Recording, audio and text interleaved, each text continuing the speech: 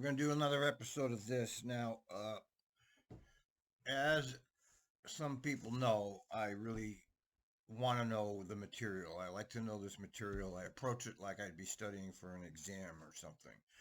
And what I do in the case of these TriMet people is I watch it and I'm making comments.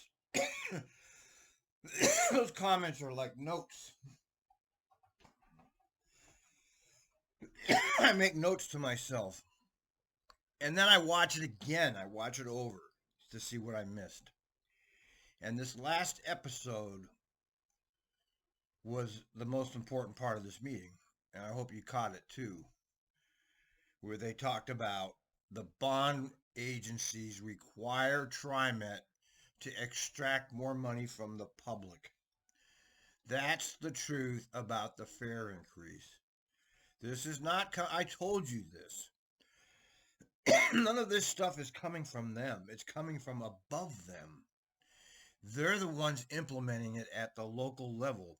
This is the chain of command. The New World Order, the so-called New World Order, is the one giving the orders. And it's implemented at the local level by these technocracies. And these technocracies move, the same people moving around from agency to agency. So they've all been trained the same way. They all have the same training and what to do to make the public transportation industrial complex work for the elites. And that's what's happening here, folks. So in the middle of an economic collapse for millions of people, this is not hyperbole, in the middle of an economic collapse for millions of people, they're going to raise fares, they're going to toll you to use the roads, and the inflation is going to continue. Do you understand? We are circling the drain to collapse. Okay, they're going to collapse us. And I do a lot of reading. I'm not just doing TriMet all day, contrary to popular belief. I read a lot of things on the internet. TriMet is actually the least amount of thing I read on the internet, although I do enjoy the dispatch calls, and I will spend a couple hours on those a day just for my fun. Uh, what's happening here is the elites are extracting everything they could from other countries, and now they're extracting it from us. Okay, and the idea is, well, what will happen as a result of that is the middle class will be gone. All right, the more money they take from you, they make up all kinds of excuses. Here, we're going to charge you tolls so that we can do congestion pricing. And a lot of people believe this nonsense. We're going to do a carbon tax to save the world. And a lot of people believe this nonsense. They always have an excuse for all the criminal behavior they do. Okay, they always have a front. There's a front, like the CARES Act. They didn't care about anything except the elites. Until you understand this, you're not going to be able to understand our life here in this country. We are in the end days of the American middle class, and that's just the way it is, folks. And I know it. I'm aware of what's happening. I knew that I never saw what actually happened coming. I knew that some bad shit was going to happen. I just didn't see how they were going to implement it, but we now know how they're going to implement it. They've just shown us what they're going to do. And in this country, they have us all broken into this red versus blue dichotomy, and they have us fighting with each other. Instead of fighting over the elites, we fight with each other.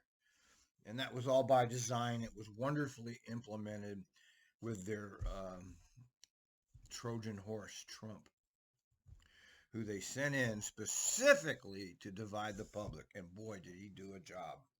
And to this day, you wouldn't believe how many people still continue to have the Trump derangement syndrome. Even now, he's been gone for 2 years. He has nothing to do with public policy. He's still raising money by the millions. He's the greatest distraction the oligarchy could have ever had, and he's coming back to distract us again. But he's not the problem here, folks. He's not the problem. Stop looking at the puppets. Look beyond the puppets. So here we just found out it's the banks that are forcing a raise in the fares and a raise in the taxes. They also said they need to raise the taxes too here, the payroll taxes. So the banks are demanding more from the public. And these technocracies comply, and these puppet boards just go along with it because they're all part of that elite class. Uh, they don't; these people don't really realize what they're doing. They're just political patronage appointments, and they're trying to go along with the program. Do they actually realize what they're supporting? I doubt it. So I will look for hands. Director Way. Thank you. I have a question. So on this last slide, the 20-cent increase, 10-cent increase, I think for folks who might be listening or watching, that might not be, huge changes, but it's hard for me to understand what the impact will be on a regular transit user if they have a monthly pass or if they're, taking X amount of trips. Can we have more information about that? Because I think what customers would like to see is, is that an additional $5, right? $10? I'm just throwing these numbers out. Because the 10 cent, 20 cent, I get it, but it also doesn't capture the month-to-month expense that either young people or either, adults might experience. And I'm just saying that because cost of living is just... You're just saying that because you're correct. 10 cents here, 20 cents there, it all adds up, okay? It all adds up. And you just, you see this all the time. They'll raise prices on a commodity 10 cents, but then they sell a million or a billion of that commodity. That's millions of dollars. So if you have ridership, I have no idea how many riders TriMet has. They always give their numbers in terms of rides. I don't know. I would imagine, let's say 100,000 riders, okay, a day. And the population is 1.5 million over there for that metro area. It's probably 100,000, somewhere between 50 and 100,000 riders a day. So add 40 cents. Okay, let's do it. Let's say an increase of 40 cents for 100,000 riders a day. So that'd be 0.4 times 100,000 equals. That's $40,000 a day. You see? So that, and then you add that times, you multiply that times 365 days a year, and TriMet has now extracted from the public $14 million that the public doesn't have to spend on what they need. So every penny counts. Very high right now. So if I can get a little bit more information on that, I think that would be helpful. Director Edwards. Thank you. And maybe you covered this earlier, but I might have missed it or heard it in a different way. With these assumptions, will the fare box revenue percentage still remain the same over that period of time at 15.5?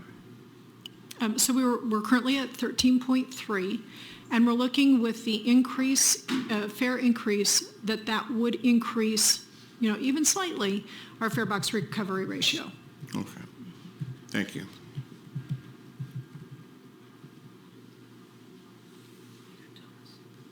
Oh, Thomas. It's because you're sitting next to me. No worries at all.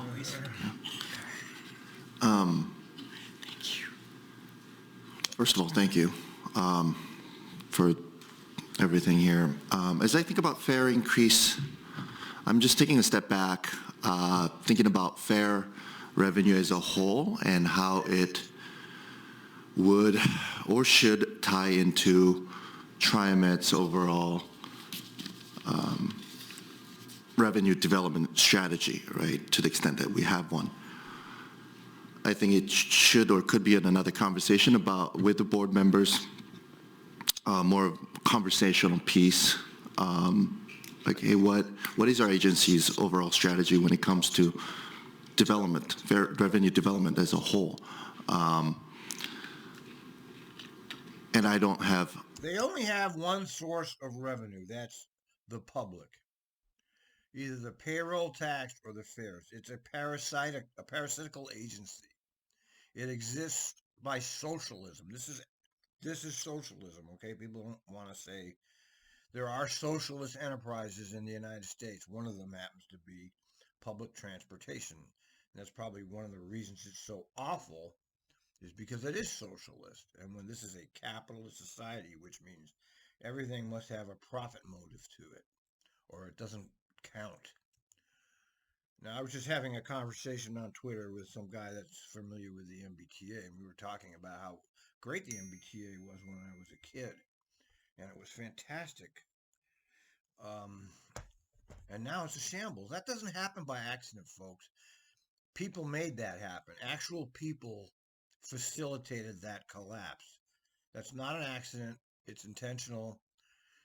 But the public can't see how they're being scammed.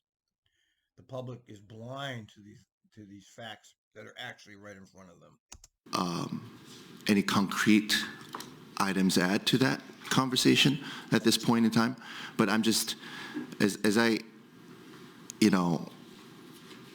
think about, what should we do? What should be our next step? I'm just taking a step back and wanting to tie this back, right? And I know our general manager you mentioned that this fare increase is actually a part of our business plan, and that makes sense. It's been forecasted, built into our See, the problem with their thinking, and they're not going to ever acknowledge it, is that they're not looking at the passengers as people. They're looking at them as a source of money. They're not realizing how they're hurting people. This will hurt people. This will absolutely hurt real people. And we haven't heard that mentioned at all. Zero. financial forecast, and this is how we've been operating. Perhaps likely this is how many other similar agencies operate as well. But I would love to point to our revenue development strategy and say, look, board members and the members of the public, this fare increase is in complete alignment with where we're headed. And so this is needed. Yeah, except he's full of shit. This is only needed because of the TriMet technocracy. The idea that somehow TriMet will collapse without a fare increase is absurd. If you have critical thinking ability, you know that. You know that they're lying. The government lies to you all the time. That's the only thing government is good at, is lying. It's never-ending lies coming from these people at all levels of government, whether it be TriMet, Wheeler, Squealer, Biden, and Trump. I mean, look at Biden and Trump, two of the biggest liars in my lifetime, worse than any other presidents. But here they are. It's still in power. I mean, this is what government does. They can lie. It is legal for them to lie. And we believe it. We, the people, believe this nonsense. There's no discussion needed here, right? So because we've already decided on the direction we're headed to. See what he's saying? We're not going to consider the impact on actual people at all, because this organization wants the money. And when we just heard the real reason for this, which was the banks and the bond rating. So they're making it sound, they're trying to distract you from the real reality here. And this board is playing along, because that's always been their job, is to support the general manager. This board does not exist for the citizens and the riders. That's why there's no citizens or riders on the board. There's no union representation on the board. All the people that use the system are intentionally excluded from this. Why do you think that is, folks? Because they're good people? No, because it's a crime syndicate out in the open. And then I also think that in future years, when we're no longer here and there are new board members here, as they look to that overall revenue development policy that has been developed, they can. Yeah, and he's right. The board members come and go. Do you even remember any of them? I do, because I watch it. But they're not important. They just facilitate the technocracy. I've been watching these things since Pasador was president. So I'm very familiar with this. I actually specialize watching this shit. Can go as they face a similar, financial conversation about potential fare increase or not, or what their revenue streams look like, instead of a la carte piecemeal revising a portion. See, he's just apologizing for doing it. He's not saying anything worth listening to. Yes, all the transit agencies are moving together. Yes, that's what they do. We've seen it over and over and over. They're either coordinating policy or they're taking policy direction from above. My guess is they're taking policy direction from above. And we know in the case of TriMet, it's the banks. We just heard him say it. We heard her say it. We heard her say the banks require us to do this. But none of these board members are commenting on that. Of revenue streams, perhaps they can say, look, we're going to pivot our direction as a whole. So that's my first thought, is that, hey, can we have concurrently with this, or after this, or perhaps even before this decision, can we think about our overall strategy as a whole? And I don't say that only to See, he's saying a lot of words, but none of them make sense. There's no, listen, he's trying to make this more complicated than it is. There's only two ways TriMet can get money: payroll tax or fares, or government, whatever taxes. They exist on taxes. They are a socialist enterprise. Okay, they would not exist without socialism. The military is a socialist enterprise. They exist because the taxpayers pay it. Okay, don't buy the lies that that somehow socialism is bad when we're using it all the time. Medicare is not socialism because you paid into that. That's like private savings account. These government scumbags trying to make you believe that it is some kind of entitlement. But that's not socialism because you paid into that. This is socialism because whether you like it or not, you pay. The users use it, okay? But they pay for it when it's already been paid for by tax. It's double taxation is what the fare is. Now, all the payroll taxes, employer taxes, they don't get a choice. They might never use TriMet, but they're forced to finance it. That's called socialism. You're financing this government function, whether you use it or not. Postpone my decision on this, because that's not what I'm doing. I will straw vote. Yeah, I'll have a vote, but I think, as Oh, and by the way, they held a hearing in L.A. about this. 100% said, fuck you. But it's not going to change anything because we already know the oligarchy, the technocracy, and government has no use for what the public thinks. It's been studied. There's 0%. The public does not make any policy or influence any policy. There's been actual college PhD level studies done on this. And it's always turned out the only people that have influence over government are the billionaires and the people with a lot of money, like 500 million or more. All of us out here, we have no influence on it. They don't care what we think.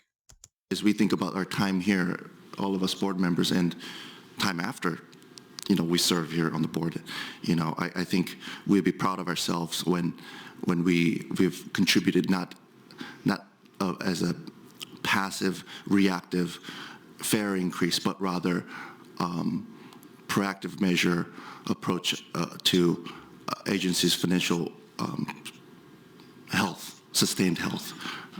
So that's my thought. All right, I'm done for this episode because I can't take it anymore. But you see how he just framed it? Okay, way at least framed it in terms of people. Edwards and Kim did not, and especially Kim.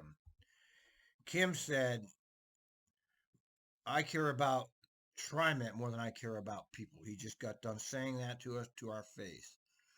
We as a board have to care about the continuation of TriMet at the expense of the public. He said it, you heard it, and I'm done for this episode.